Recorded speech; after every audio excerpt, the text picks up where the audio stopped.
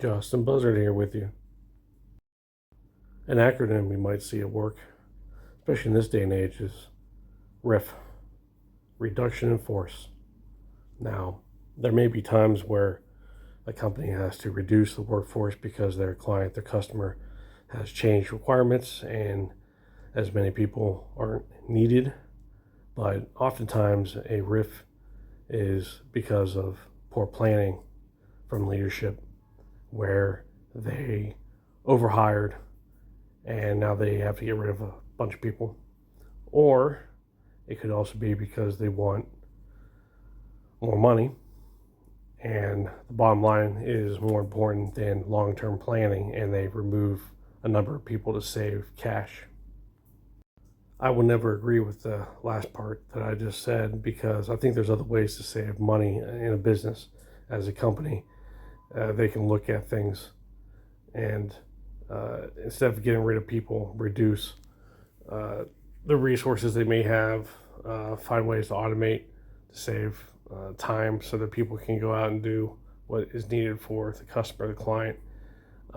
Cut down processes. There's time wasters in every workplace that can be taken away where the employees can then use that time to go out and do what they need to do for the company, for the client, the customer. There's plenty of ways. Oftentimes leadership is hesitant to spend time looking for improvements in the workplace. That is a challenge from a quality standpoint because part of our job is to look for improvements and to implement them.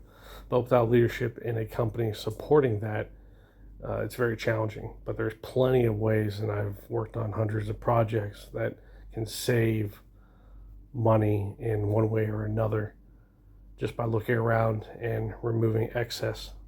That's where lean comes into play. So reduction of force should be the last thing looked at.